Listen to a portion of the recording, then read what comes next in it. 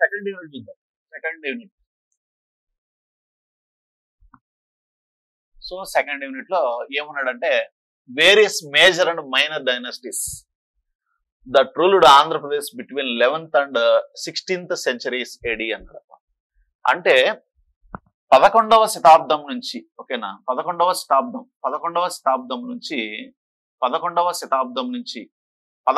శతాబ్దం మధ్య కాలంలో, 11వ శతాబ్దం నుంచి, ఓకేనా, నెక్స్ట్ తర్వాత 16వ శతాబ్దం మధ్య కాలం వరకు, మధ్య కాలంలో సో పరిపాలించినటువంటి కొన్ని మేజర్, ఓకేనా, మేజర్ 11వ శతాబ్దం నుంచి 16వ శతాబ్దం మధ్య కాలంలో ఆంధ్రదేశ భూభాగాలను పరిపాలించినటువంటి ప్రముఖమైన రాజవంశాల గురించి చదవండి అని చెప్పాడు అనమాట. ఓకేనా, చూడండి ఇక్కడ various major and minor dynasties అంటే వివిధ రకాల, ఓకేనా, పెద్ద చిన్న రాజవంశాలకు సంబంధించిన ఆంధ్రప్రదేశ్ ను, అంటే 11వ 16వ శతాబ్దపు మధ్య కాలంలో ఆంధ్రదేశాన్ని పరిపాలించిన, ఓకేనా, పెద్ద రాజవంశాలను చిన్న రాజవంశాలను సో డిస్కస్ చేయండి, చదవండి అని చెప్పేసి అక్కడ ఇవ్వడం జరిగింది అనమాట.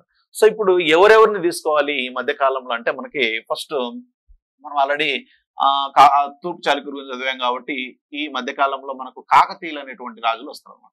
కాకతీయులు so very very important chapter ఇది, ఓకేనా. కాకతీయులు అనేటువంటి రాజవంశీయులు ఆంధ్ర, తెలంగాణ, రాయలసీమ భూభాగాలను ఏకం చేసి తెలుగు వారిని ఒక గూటి కిందకి తీసుకొచ్చి సో ఎక్కువ రోజులు పరిపాలించినటువంటి రాజవంశం ఏదంటే కాకతీయ వంశం, ఓకేనా. ఈ కాకతీయ వంశం గురించి తెలియని వాళ్ళు ఎవరు ఉండరు, ఓకేనా. ఈ కాకతీయ వంశాన్ని పరిపాలించినటువంటి ఏకైక మహిళ రాణి రుద్రమదేవి, ఓకేనా. సో ఈ కాకతీయ వంశాన్ని పరిపాలించిన వారిలో గొప్పవాడు గణపతి దేవుడు. సో ఈ కాకతీయ వంశం గురించి సేమ్ మీకు ఇంతకుముందు శాతవాహన చాప్టర్ లో ఏవైతే చెప్పడం జరిగిందో సో అవే విషయాలు, శాతవాహనులకు కాకతీయులకు సంబంధించినటువంటి ఇంట్రొడక్షన్, వాళ్ళకి సంబంధించిన రాజధానులు ఏమేమి ఉన్నాయి, వాళ్ళకి సంబంధించినటువంటి వర్ణం ఏంటి, వాళ్ళ యొక్క జన్మస్థానం ఏంటి, ఓకేనా. సో వాళ్ళ కాకతీయ అనేటువంటి నామం, వంశనామం ఏ విధంగా వచ్చింది, ఓకేనా, వాళ్ళకి సంబంధించిన ఆధారాలు, నెక్స్ట్ తర్వాత రాజకీయ చరిత్ర, పరిపాలన, ఆర్థిక వ్యవస్థ, సమాజం, మతం, ఓకేనా. ఇవన్నీ కూడా క్లియర్ గా మనం కాకతీయ చాప్టర్ లో కూడా డిస్కస్ చేయడం జరుగుతుంది. సో నెక్స్ట్ తర్వాత కాకతీయుల తర్వాత పరిపాలించినటువంటి వారిలో మనకు నెక్స్ట్ తర్వాత వారు ఎవరంటే కాకతీయ పతనానంతర యుగము అనమాట. పతనానంతర యుగం. సో కాకతీయులు పతనం అయిన తర్వాత ఉన్న యుగం, ఓకేనా. ఆ యుగంలో ఆంధ్రదేశ అండ్ భూభాగాలను పరిపాలించింది ఎవరు? వాస్తవంగా వీళ్ళు యొక్క రాజధాని తెలంగాణ నుంచి స్టార్ట్ అవుతుంది అనమాట. తెలంగాణలోని ఓరుగల్లు, సుల్తాన్పూర్ అని, ఓరుగల్ అని, వరంగల్ అని, ఓకేనా, ముట్టేవాడ అని, త్రైలోక్య నగరం అని, ఓకేనా. సో ఇలా అనేక రకాల పేర్లతో పిలుస్తాం వరంగల్ని మనం. సో ఈ వరంగల్ రాజధానిగా చేసుకుని పరిపాలించినటువంటి ఒక ప్రముఖ రాజవంశమే కాకతీయ వంశం. ఈ కాకతీయుల యొక్క రాజ్య పరిధిలో, ఓకేనా, రాజ్య భూభాగంలో మన ఆంధ్ర ప్రాంతం ఉంది, రాయలసీమ ప్రాంతం ఉంది, నెక్స్ట్ తర్వాత తెలంగాణ ప్రాంతం ఉంది. కాబట్టి మన ఆంధ్ర భూభాగాలను కాకతీయులు కూడా పరిపాలించారు అనేది మనకు అర్థమవుతా ఉంది. కాబట్టి అలాంటి కాకతీయులు పతనమైన తర్వాత ఆంధ్రదేశ భూభాగాలను పరిపాలించినటువంటి వారు ఎవరు అన్నప్పుడు మనం చూసుకోవాలి, ఓకేనా. సో ఇక్కడ ఆంధ్రదేశ భూభాగాలను పరిపాలించినటువంటి వారు ఎవరంటే ఒకరు కాకతీయ పతనానంతర యుగం, ఓకేనా, ముసునూరి వంశం, ఓకేనా. ముసునూరి వంశస్థుల గురించి చదవాలి. నెక్స్ట్ తర్వాత రెడ్డి రాజుల గురించి చదవాలి, ఓకేనా. ఓకేనా. నెక్స్ట్ తర్వాత వెలమలు, సో లేదంటే పద్మనాయక కులాలు అంటాం, పద్మనాయక కులాలు. ఈ మూడు రాజవంశాలను మనం ప్రధానంగా తీసుకోవడం జరుగుతుంది అనమాట. కాకతీయ పతనానంతర యుగంలో ఆంధ్ర, తెలంగాణ, రాయలసీమ భూభాగాలను ఏకం చేస్తూ, ఓకేనా, ఏకం కాదు, ఆ మూడు భూభాగాల్లో మూడు రకాల రాజవంశాలు డెవలప్ కావడం జరుగుతుంది. సో ఒకటి ఏంటంటే ముసునూరి వంశం, ఓకేనా. సో ముసునూరి పురలయ నాయకుడు అనేటువంటి వ్యక్తి ముసునూరి వంశాన్ని స్థాపించడం జరిగింది, ఓకేనా. నెక్స్ట్ రేకపల్లిని రాజధానిగా చేసుకుని పరిపాలించడం జరిగింది. పురలయ వేమారెడ్డి అద్దంకిని రాజధానిగా చేసుకుని స్వతంత్ర రెడ్డి రాజ్యాన్ని స్థాపించడం జరిగింది. నెక్స్ట్ తర్వాత వెలమలు, పద్మనాయక, ఓకేనా. సో పద్మనాయక కులాలు అనేటువంటి ఒక రాజవంశం అనేది డెవలప్ అవుతుంది అనమాట. ఇలా ఇక్కడ మీకు చూడండి యొక్క మనకు ఆంధ్రదేశ భూభాగం తీసుకున్నట్లయితే, ఓకేనా, ఇది ఆంధ్రదేశం. ఈ ఆంధ్రదేశంలో, ఓకేనా, తెలంగాణలో పూర్తిగా పశ్చిమ తెలంగాణ, తూర్పు తెలంగాణ భూభాగాలను ఏకం చేసి పరిపాలించింది ఈ యొక్క వెలమ వంశం అని చెప్పొచ్చు, ఓకేనా. సో వెలమ వంశం, ఓకేనా, ఇక్కడ ఈ ఏరియాలో వెలమలు. నెక్స్ట్ తర్వాత ఈ ఉత్తర భూభాగాలలో పరిపాలించింది ఎవరంటే ముసునూరి వంశం. ఈ దక్షిణ భూభాగాల్లో పరిపాలించినటువంటి వారు ఎవరంటే రెడ్లు అనమాట, రెడ్లు, ఓకేనా. సో ఈ విధంగా 1325వ సంవత్సరంలో మనకు రెడ్డి రాజ్యం ఏర్పడుతుంది. సో వెలమ రాజ్యం కూడా ఇది ముస్లిం వంశం కూడా 1325వ సంవత్సరంలో ఏర్పడుతుంది. నెక్స్ట్ తర్వాత ఇక్కడేమో మనకు 1325వ సంవత్సరంలోనే ఈ రాజ్యం కూడా ఏర్పడుతుంది అనమాట, వెలమ రాజ్యం. సో ఈ రాజ్యాలన్నీ కూడా ఎవరికి సమకాలికంగా ఉద్భవించడం జరిగిందంటే సో ఢిల్లీ సుల్తాన్లకు సమకాలికంగా దక్షిణ భారతదేశంలో ఈ యొక్క రీజనల్ గా ఈ 3 రాజవంశాలు ప్రాంతీయంగా అభివృద్ధి చెందడం జరిగింది. వాటినే మనం ముస్లిం వంశం అని, రెడ్డి రాజ్యం అని, నెక్స్ట్ తర్వాత వెలమ లేదా పద్మనాయక కులాలుగా మనం చెప్పడం జరుగుతుంది.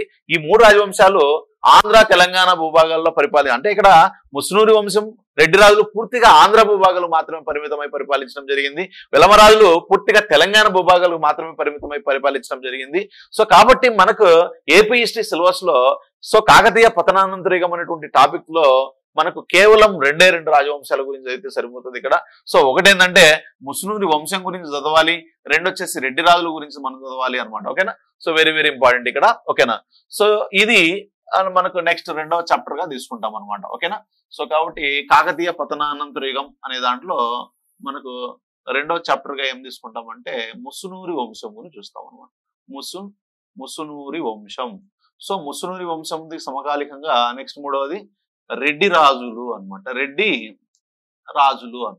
సో రెడ్డి రాజులు, ఇలా మనకు రెడ్డి రాజులు అనేటువంటి రాజవంశస్థుల గురించి కూడా ఇక్కడ చదవాలి. వాడు ఏమన్నాడు క్లియర్ గా సింపుల్ గా 11వ శతాబ్దం నుంచి 16వ శతాబ్దం మధ్య కాలంలో పరిపాలించిన అతిపెద్ద రాజవంశాలు, అతి చిన్న రాజవంశాలు చదవమన్నాడు సింపుల్ గా. కానీ ఇక్కడ క్లియర్ గా మనం తెలుసుకోవాలి ఏ రాజవంశాలు ఉన్నారు, ఎవరికి సమకాలికంగా ఉన్నారనేటువంటి విషయాలు మనకు తెలిస్తే ఈజీగా ఈ యొక్క యూనిట్ అనేది మనకు అర్థమయ్యే అవకాశం ఉంటుంది అన్నమాట. ఓకేనా? సో నెక్స్ట్ తర్వాత ఇప్పుడు చూడండి వీళ్ళ యొక్క రాజవంశాల గురించి ఒక ఐడియా ఇస్తాము. ఓకేనా? ఇదంతా కూడా మనం మ్యాప్ తీసుకున్నట్లయితే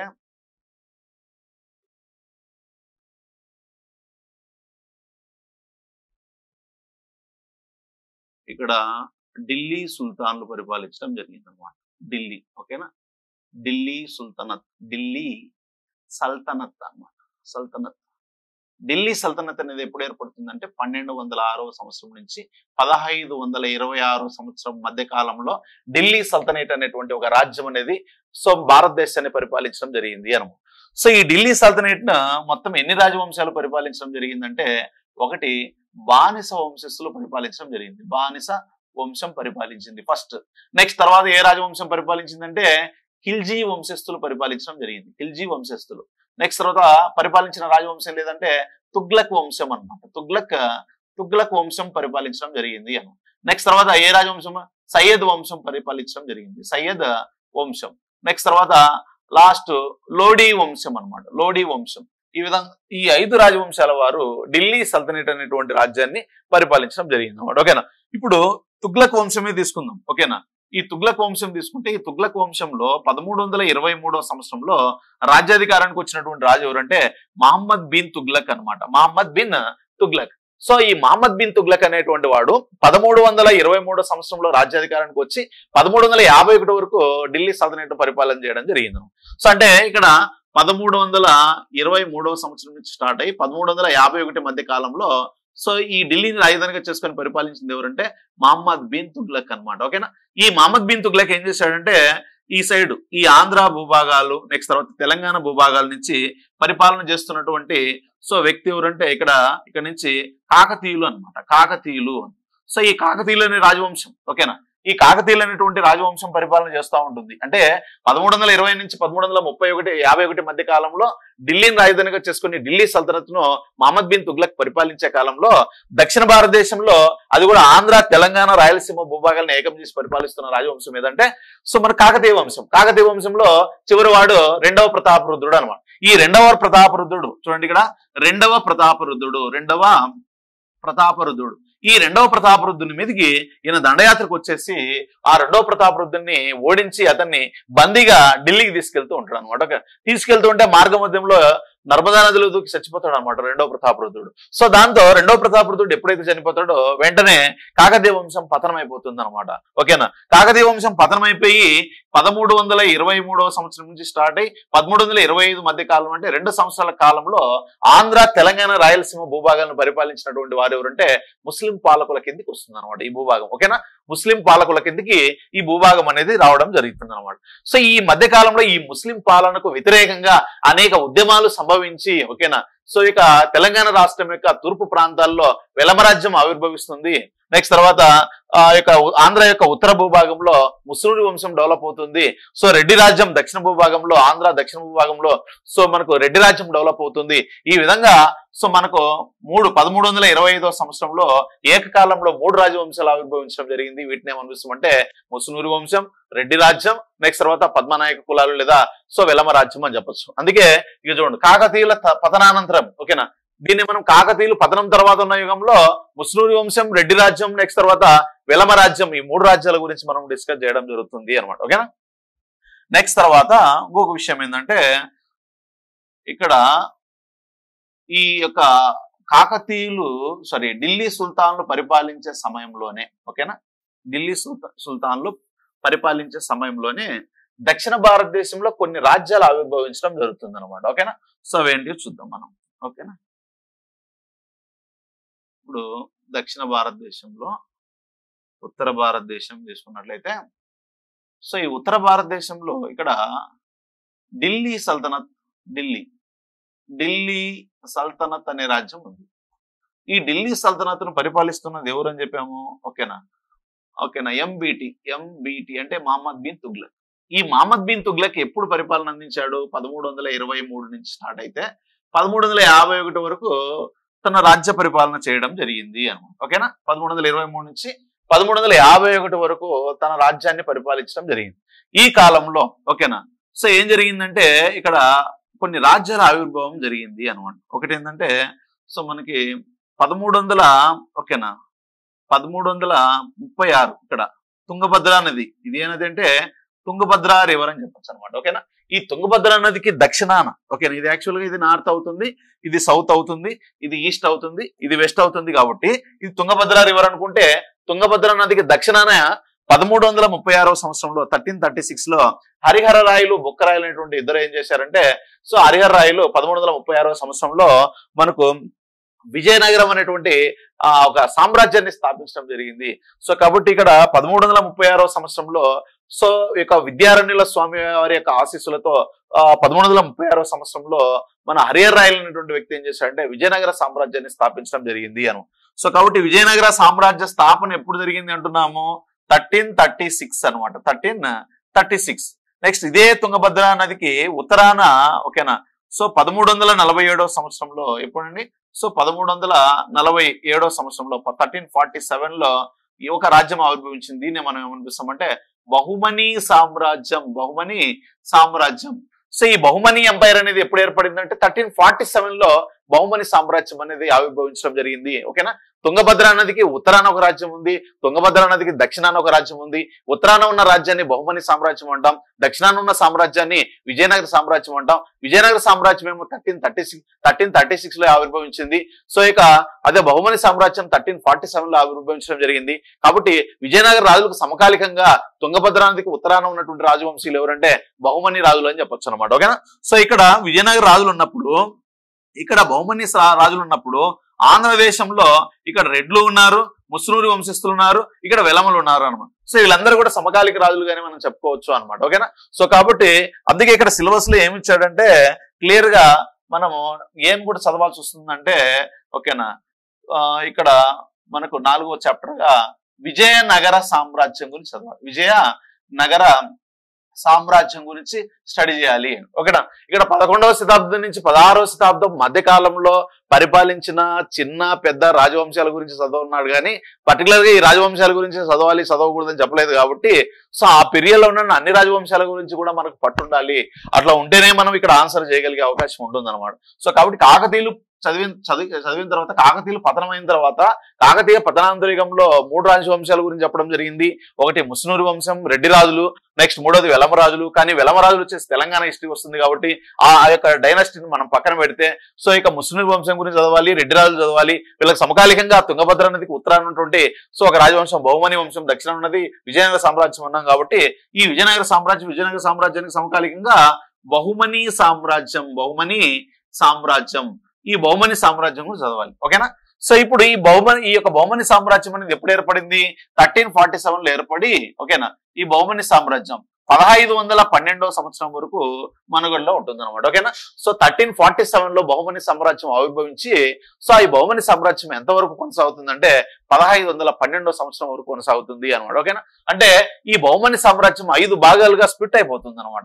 సో ఈ బహుమని సామ్రాజ్యం ఒకటి బీరార్ గాను, ఓకేనా, బీరార్ గాను, 2 బీదర్ గాను, నెక్స్ట్ తర్వాత బీజాపూర్ అనే రాజ్యం గాను, నెక్స్ట్ తర్వాత అహ్మద్ నగర్ అనేటువంటి ప్రాంతం గాను, ఓకేనా. నెక్స్ట్ తర్వాత సో గోల్కొండ రాజ్యంగాను విడిపోవడం జరుగుతుంది అనమాట. అంటే బహుమని సామ్రాజ్య ఆవిర్భావం ఎప్పుడు జరిగింది? 1347 లో జరిగింది. బహుమని సామ్రాజ్యం అనేది ఎప్పుడు స్ప్లిట్ అయింది అంటే ఫస్ట్ విభజనకు ఎప్పుడు గురైందంటే 1512వ సంవత్సరంలో. ఆ బహుమని సామ్రాజ్యం నుంచి మొదటిసారిగా బయటకు వచ్చింది ఏదంటే సో గోల్కొండ సామ్రాజ్యం 1512వ సంవత్సరం. అందుకే సో ఇక బహుమని సామ్రాజ్యం తొలిసారిగా విభజనకు గురైనటువంటి కాలం 1512వ సంవత్సరం అనేది మనం గుర్తుపెట్టుకోవాలి. కాబట్టి 1347 ఇయర్ ఇంపార్టెంటే, మనకి 1512 ఇంపార్టెంటే. 1347 లో బహుమని సామ్రాజ్య ఆవిర్భావం జరిగింది. 1336 లో విజయనగర సామ్రాజ్య ఆవిర్భావం జరిగింది. సో ముస్లిం వంశం 1325 లో ఏర్పడింది. నెక్స్ట్ రెడ్డి రాజ్యం 1325 లో ఏర్పడింది. వెలమ రాజ్యం 1325 లో ఏర్పడింది. 1323 లో కాకతీయ సామ్రాజ్యం పతనమైంది అని చెప్పొచ్చు అనమాట. ఓకేనా. నెక్స్ట్ తర్వాత 1512వ సంవత్సరంలో గోల్కొండ సామ్రాజ్యం ఆవిర్భవించడం జరిగింది అని. సో బీరార్ను పరిపాలించిన వారిని ఏమనిపిస్తాం? ఓకేనా. నెక్స్ట్ బీరార్ ను పరిపాలించినటువంటి వారిని ఏమని పిలుస్తారు? ఓకేనా. నెక్స్ట్ తర్వాత బీదర్ ను పరిపాలించిన వారిని ఏమని పిలుస్తారు? సో ఇప్పుడు ఎగ్జాంపుల్ గోల్కొండను పరిపాలించిన వారిని ఏమని పిలుస్తాం అంటే కుతుబ్ షాహీలు అనే పేరుతో పిలుస్తాం. గోల్కొండను పరిపాలించిన వారిని ఏమని పిలుస్తాం? కుతుబ్ షాహీలు అని పిలుస్తాం అనమాట. అహ్మద్ నగర్ ను పరిపాలించిన వారిని నిజాం షాహీలు అంటాం, నాట్ నిజామ్స్. ఓకేనా. నిజాంలు కాదు ఇక్కడ, నిజాం షాహీలు పరిపాలించడం జరిగింది అహ్మద్ నగర్ నుంచి. నెక్స్ట్ బీజాపూర్ నుంచి పరిపాలించినటువంటి వారిని ఏమనిపిస్తామంటే అదిల్ షాహీలు అని పిలుస్తాం అనమాట. బీదర్ నుంచి పరిపాలించిన వారిని బరీద్ షాహీలు అని పిలుస్తాం. బీరార్ నుంచి పరిపాలించిన వారిని ఇమాద్ షాహీలు అని పిలుస్తాం అనమాట. అంటే ఇక్కడ ఇమాద్ షాహీలు ఎవరు, బరీద్ షాహీలు ఎవరు, అదిల్ షాహీలు ఎవరు, నిజాం షాహీలు ఎవరు, కుతుబ్ షాహీలు ఎవరు అనేది ఒక ఐడియా ఉండాలి. ఈ 5 రాజ్యాలు ఏ రాజ్యం నుంచి ఆవిర్భవించడం జరిగిందంటే సో మనకు బహుమని సామ్రాజ్యం నుంచి ఆవిర్భవించడం జరిగింది. 1347 లో గుల్బర్గాన్ రాజధానిగా చేసుకుని, కర్ణాటకలోని గుల్బర్గాన్ రాజధానిగా చేసుకుని అల్లావుద్దీన్ హసన్ గంగు బహుమనిషి అనేటువంటి వ్యక్తి సో బహుమని సామ్రాజ్యాన్ని 1347 లో ఆవిర్భవించడం జరిగింది. అలా బహుమని సామ్రాజ్యంలో అనేక మంది రాజులు పరిపాలించడం జరిగింది. కానీ బహుమని సామ్రాజ్యం అనేది 1512కు వచ్చాక అది అనేక ముక్కలుగా చీలిపోవడం మొదలైంది.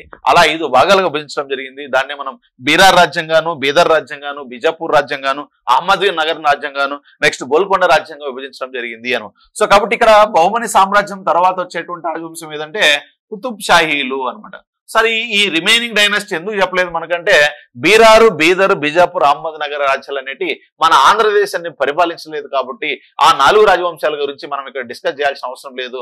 సో కేవలం గోల్కొండ రాజ్యాన్ని మాత్రం ఎందుకు చెప్పామంటే గోల్కొండ రాజ్యంలో ఆంధ్ర, రాయలసీమ అండ్ సో తెలంగాణ భూభాగాలను ఏకం చేసి పరిపాలించినటువంటి రాజవంశీయులు కాబట్టి వాళ్ళు గోల్కొండ రాజ్యాన్ని పరిపాలించినటువంటి కుతుబ్ షాహీల గురించి కూడా మనకు ఒక అవగాహన ఉండాలి అనేది మనం గుర్తుపెట్టుకోవాలి. సో కాబట్టి ఇక్కడ మీకు 11వ శతాబ్దం నుంచి సో 16వ శతాబ్దం మధ్య కాలంలో పరిపాలించిన రాజవంశాలు ఎవరెవరు వస్తారంటే కాకతీయుల గురించి చదువుకోవాలి, ముస్లింల వంశం గురించి చదువుకోవాలి, రెడ్డి రాజుల గురించి చదవాలి, నెక్స్ట్ విజయనగర రాజులు, బహుమని సామ్రాజ్యం గురించి, కుతుబ్ షాహీల గురించి, వీళ్ళందరి కాలం. అంటే ఇక్కడ ఏమన్నాడంటే క్లియర్ చూడండి ఇక్కడ. సో చూడండి, socio and religious and economical conditions, growth of Telugu language అంటే literature, art and architecture in Andhra Pradesh between 11th and 6th century అనమాట. సో అంటే ఈ మధ్య కాలంలో లిటరేచర్ అనేది ఎటువంటి లిటరేచర్ డెవలప్ అయింది, ఏ లాంగ్వేజ్ లో లిటరేచర్ డెవలప్ అయింది, ఓకేనా. పర్టికులర్ గా తెలుగు లాంగ్వేజ్ యొక్క అభివృద్ధి ఏ విధంగా ఉంది, తెలుగు భాష సాహిత్యం అనేది ఎలా వికసించింది. సో కాబట్టి మీకు ఎగ్జాంపుల్ ఎక్కడి నుంచి తీసుకుంటాం, శాతవాహనుల దగ్గర నుంచి స్టార్ట్ అయితే సో 16వ శతాబ్దం యొక్క చివరి దశ వరకు తెలుగు భాష యొక్క అభివృద్ధి గురించి మనం ఇక్కడ డిస్కస్ చేయడం జరుగుతుంది అనమాట. ఓకేనా. సో ఇది మనకు సెకండ్ చాప్టర్ గుర్తుపెట్టుకోండి. ఫస్ట్ చాప్టర్ లో మినిమం ఒక 15 క్వశ్చన్లు వేసుకున్నా గానీ ఓకేనా, సెకండ్ చాప్టర్ నుంచి ఒక 15 క్వశ్చన్లు ఓకేనా, లేదా 15 రావచ్చు, 20 కూడా రావచ్చు. ఓకేనా. మొత్తం మీద అయితే ఈ ఫస్ట్ సెకండ్ యూనిట్ల నుంచి 35 to 40 క్వశ్చన్స్ ఇక్కడ మనకు అవుట్ ఆఫ్ 75 క్వశ్చన్స్ లో 35 to 40 క్వశ్చన్స్ ఇక్కడ మనము పొందే అవకాశం ఉంది. ఈ చాప్టర్ల మీద మనం బాగా కూడా డెప్త్ గా చదివినట్లయితే ఓకేనా. ఇప్పుడు పాత కాలంలో లాగా పైన క్వశ్చన్ రావట్లేదు. ఓకేనా. ఏపీ హిస్టరీలో 2016 క్వశ్చన్ 2016 నోటిఫికేషన్ నవంబర్ లో ఇస్తే 17లో జరిగింది. ఆ ఎగ్జామ్ లో చాలా కఠినమైనటువంటి క్వశ్చన్లు కొన్ని ఇవ్వడం జరిగింది అనమాట. ఓకేనా. సో అవి కూడా మనం ఆ రేంజ్ లో కూడా మనం క్వశ్చన్లు ఆన్సర్ చేయాలంటే బాగా డెప్త్ చదవాలి. పైన చదివితే ఉద్యోగాలు వచ్చే కాలం పోయింది. ఓకేనా. సో కాబట్టి ఇది సెకండ్ యూనిట్. ఓకేనా. సెకండ్ యూనిట్ లో కాకతీయులు, ముస్నూరు వంశం, రెడ్డి రాజులు, విజయనగర సామ్రాజ్యం, బహుమని సామ్రాజ్యం, కుతుబ్ షాహీ వంశస్థులు, నెక్స్ట్ తర్వాత వీళ్ళందరి కాలంలో, నెక్స్ట్ మొదటి యూనిట్ లో చెప్పినటువంటి రాజవంశాల కాలంలో తెలుగు భాష యొక్క అభివృద్ధి గురించి, ఓకేనా, వివిధ రకాల ఆర్కిటెక్చర్ గురించి, సమాజం గురించి, మతం గురించి మనం ఇక్కడ డిస్కస్ చేయాల్సి వస్తుంది అనమాట. ఓకేనా.